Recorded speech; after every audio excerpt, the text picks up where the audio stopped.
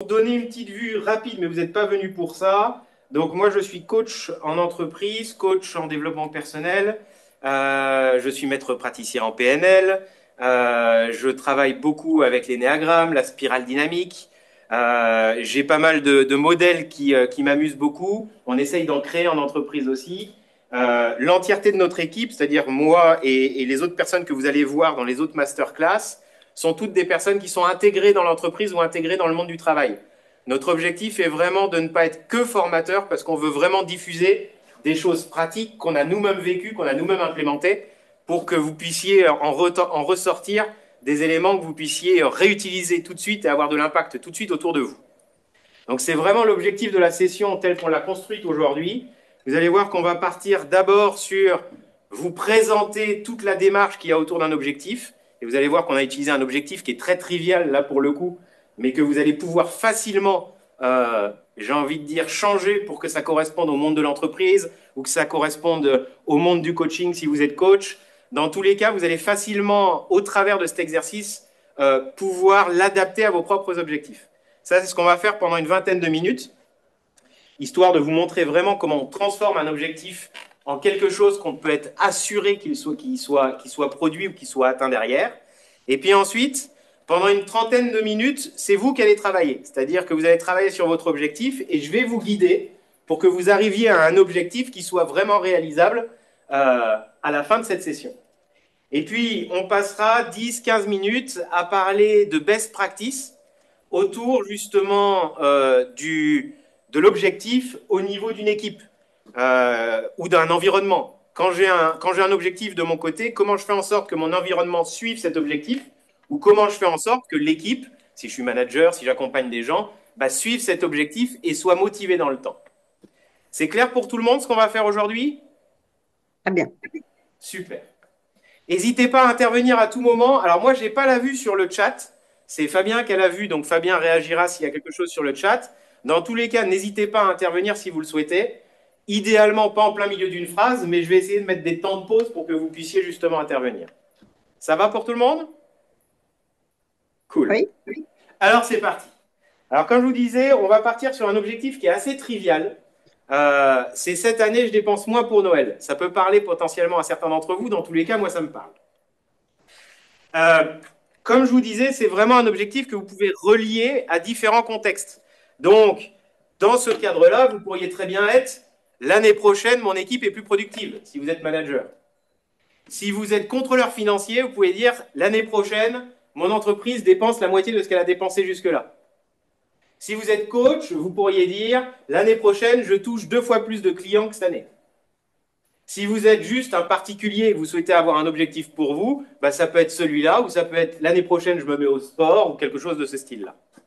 Ça va? Tout le monde se reconnaît dans un objectif de ce type? Oui. Super. Donc, si on regarde cet objectif globalement, à la fin de l'année, ce dont je suis persuadé, si je pars avec cet objectif-là, me connaissant, moi, Mathieu Muraille, et je vais vraiment partir sur un cas Mathieu Muraille, comme ça, vous allez vivre aussi les croyances, les valeurs de Mathieu Muraille qui vont être touchées par cet objectif. Vous allez voir que ça va être important. Globalement, au 24 décembre, j'aurai plus dépensé que l'année dernière. Avec un objectif de ce type-là, c'est ça qui va se passer. Si je regarde pourquoi, globalement, déjà au niveau de la neurologie, il y a des éléments qui vont être impactés. C'est-à-dire que si vous faites un objectif qui est ultra neutre comme ça, où on ne sait pas trop où on va, on a juste défini là où on veut aller, mais on ne sait pas comment y aller, globalement, votre cerveau, il va être un peu paumé. C'est-à-dire que, vu qu'il n'y a pas de temporalité qui est fournie, vu qu'il n'est pas spécifique cet objectif, globalement, votre cortex préfrontal ne va pas être activé. Et le cortex préfrontal, on sait que c'est la zone qui vous permet de faire de la planification et de prendre des décisions. Donc dites-vous bien qu'aujourd'hui, tous les objectifs larges, si vous les gardez larges, votre cerveau va obligatoirement rentrer dans une dynamique où, vu qu'il ne sait pas ce qu'il doit faire, il ne va pas s'activer, pas de décision, pas de planification. Et pas de planification égale généralement procrastination. Il y a un deuxième élément qui va pousser la procrastination, c'est l'activation de l'amygdale. Globalement, vu que votre objectif, il n'est pas spécifique, il n'est pas réaliste, en gros, ce qui va se passer, c'est que votre cerveau il va être paumé par rapport à cet objectif. Et il va commencer à paniquer en se disant, zut, comment je vais réussir à atteindre cet objectif précis? Vu qu'il va stresser, il va activer l'amygdale qui va être responsable derrière de stress, d'anxiété, voire de procrastination. Donc de ne pas vous mettre dans des conditions qui permettent l'atteinte de l'objectif. À ça, on va rajouter le fait que ce qui est important dans un objectif, vous l'avez déjà vécu pour ceux qui ont voulu se mettre au sport, pour ceux qui ont voulu être plus actifs au travail, pour ceux... Globalement, c'est nécessaire d'être motivé dans son travail. Et l'hormone de la motivation, c'est la dopamine. Et le seul moyen d'activer de la dopamine dans votre corps, c'est d'arriver à observer et à, on va dire, poser des succès. Donc, à chaque fois qu'une étape est atteinte, vous allez libérer de la dopamine qui va vous motiver à continuer encore plus vers l'atteinte de votre objectif. Et donc, vous voyez que dans l'objectif, cette année, je dépense moins pour Noël, je n'ai pas d'étape. Et vu que je n'ai pas d'étape, je ne vais pas avoir de motivation au fur et à mesure qui vont me pousser vers cet objectif. On ne va pas non plus avoir d'activation de la neuroplasticité du cerveau parce qu'on n'identifie pas les efforts qu'il y a à produire. C'est-à-dire que si demain, vous qualifiez très clairement, il y a tel effort et tel effort, votre cerveau automatiquement va développer des nouveaux espaces neuronaux que pour pouvoir apprendre à réaliser ces efforts.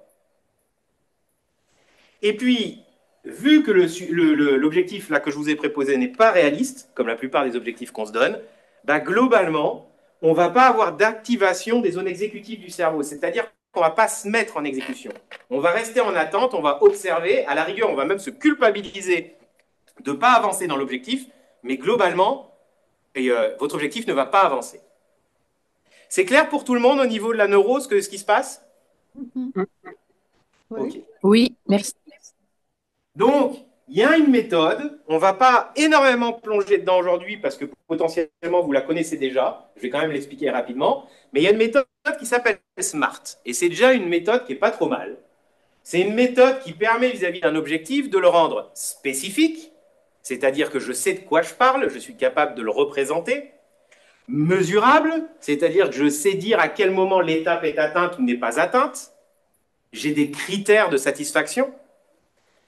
A pour atteignable, ça veut dire que globalement, je suis capable de me projeter dedans et de me dire ça, c'est quelque chose qui peut être réalisé, mais j'ai les compétences pour et j'ai l'envie pour. R pour réaliste, donc c'est-à-dire que c'est quelque chose dans l'environnement dans lequel je suis, avec les ressources que j'ai, là je parle plus financières, matérielles, etc., je peux le réaliser.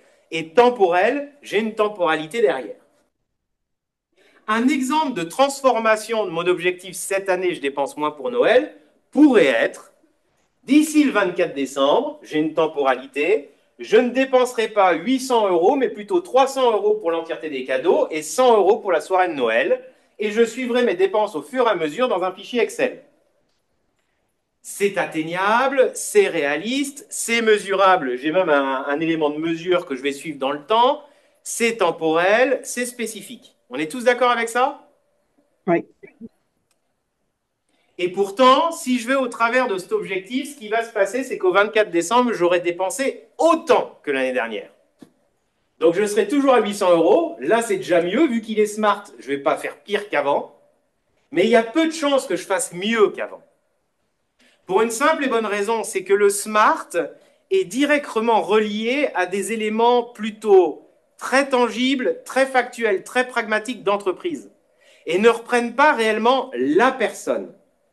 Et donc, ça va être important dans l'objectif de passer au travers d'un nombre de critères plus important, plus large, d'un spectre plus large, pour pouvoir s'assurer que l'objectif est réalisable et bien construit, mais que l'objectif est aussi en adéquation avec la personne qui va réaliser l'objectif. Et le SMART s'assure que l'objectif est bien écrit, mais il n'assure pas que la personne qui va réaliser l'objectif puisse réaliser l'objectif. C'est clair pour tout le monde? Ok. Donc, l'objectif SMART, il peut ne pas fonctionner, et vous allez voir qu'on va passer au travers de tous ces critères, parce qu'il peut déjà être écrit négativement. Alors celui-là, je vais passer juste 2 secondes dessus. Est-ce que tout le monde ici a des petits-enfants, des petits-neveux, des enfants, ou peu importe? En tous les cas, des enfants qui connaissent. Oui. Oui. Ben, normalement, vous avez dû remarquer que jusqu'à l'âge de 4-5 ans, quand vous dites à un enfant ne fais pas tomber les assiettes, ne cours pas, l'enfant court ou fait tomber les assiettes. Juste à Noël, si vous avez un cadeau ou si vous avez quelque chose que vous n'avez plus envie, donnez-le à un enfant et lui dites ne le fais surtout pas tomber. D'accord? Vous êtes à peu près sûr que s'il a moins de 5 ans, il va le faire tomber. Tout simplement parce que votre objectif, votre cerveau travaille en positif. Et donc, le fait d'éduquer le cerveau à transformer une phrase négative en positif ne se fait qu'aux alentours de 4-5 ans. Et donc, un enfant avant qui court et il y a des voitures, ne lui dites surtout pas ne cours pas.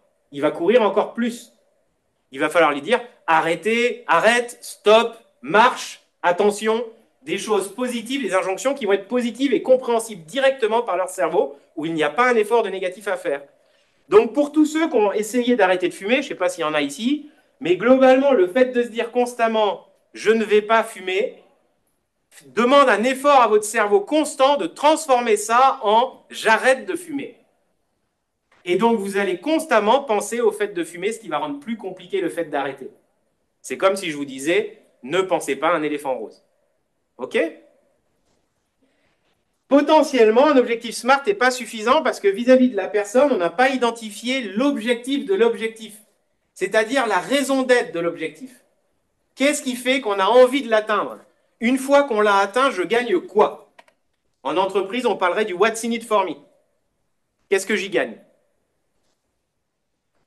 L'objectif a un prix à payer non conscientisé. Bah, potentiellement, le fait de faire cet objectif va nécessiter que je sacrifie quelque chose ou que je paye quelque chose.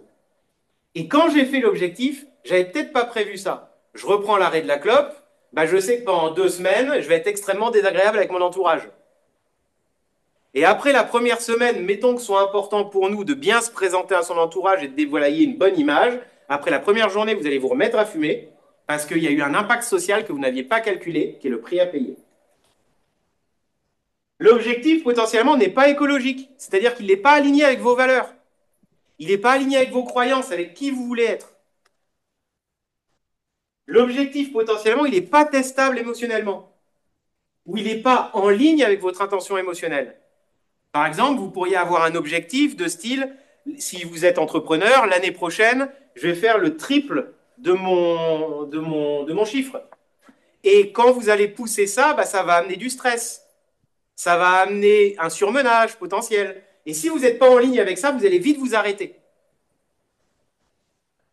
Et surtout, le dernier point qui est essentiel, c'est que ce qu'on ne regarde pas dans le SMART, et à la rigueur, vous pourriez ne faire que le SMART et ce truc-là, déjà, vos objectifs changeraient et votre taux d'exécution changerait, c'est est-ce qu'il est oui ou non sous votre contrôle.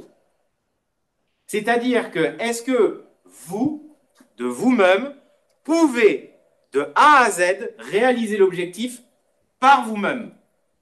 Sinon, il n'est pas sous votre contrôle. Et à partir du moment où il n'est pas sous votre contrôle, il y a un désengagement qui s'installe automatiquement avec de la frustration, qui va faire que l'objectif ne va pas aller jusqu'au bout. Pour information, on considère aujourd'hui qu'à peu près 20 à 30% des objectifs qui sont définis sont réalisés.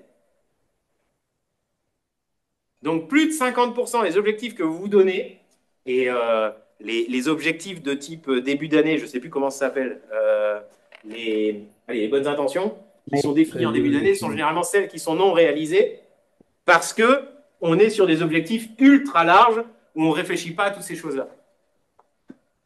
OK? Allez, on continue. Alors, si je reprends mon exemple maintenant. D'ici le 24 décembre, je ne dépenserai pas 800 euros, mais plutôt 300 euros, ta. Globalement, vous voyez qu'il est formulé négativement. Je ne dépenserai pas 800 euros. Et c'est sans doute rien qu'à cause de cette phrase que je vais me retrouver à dépenser autant que l'année dernière. Parce que mon cerveau va rester sur ne dépense pas autant que 800 euros. Et donc, inconsciemment, le travail ne va pas se faire à certains moments et ça va être dépense 800 euros. Donc, je vais le transformer déjà en disant d'ici le 24 décembre, je dépenserai un maximum de 300 euros pour l'entièreté des cadeaux de Noël et 100 euros pour la soirée de Noël et je suivrai mes dépenses au fur et à mesure. Vous voyez que je suis dans un objectif là qui est positif. D'accord? Je continue. Est-ce que cet objectif que je viens de donner, j'ai bien identifié c'est quoi l'objectif conscientisé qui est derrière? Une fois que j'ai réalisé cet objectif, qu'est-ce que j'y gagne? Qu'est-ce qui se passe ensuite? Et là, ce qui est intéressant, si vous y réfléchissez, et vous allez devoir le faire tout à l'heure, par rapport à votre objectif, bah, moi, ce qui m'intéresse dans le fait de réaliser ça, c'est le fait de pouvoir pleinement profiter de Noël. Je ne serai pas frustré d'avoir trop dépensé. Ce sera ultra convivial parce que j'aurai mis de l'argent, un peu plus d'argent que les autres années, dans la réalisation de la soirée de Noël. Et en plus, ça me fait démarrer 2025 en sécurité financière. Cool. Quelles sont les valeurs impactées? Le plaisir, la convivialité, la sécurité. Et là, je me rends même compte que ce qui est plus important pour moi, c'est vraiment la convivialité. Parce que je me pose ces questions, c'est la convivialité du soir de Noël.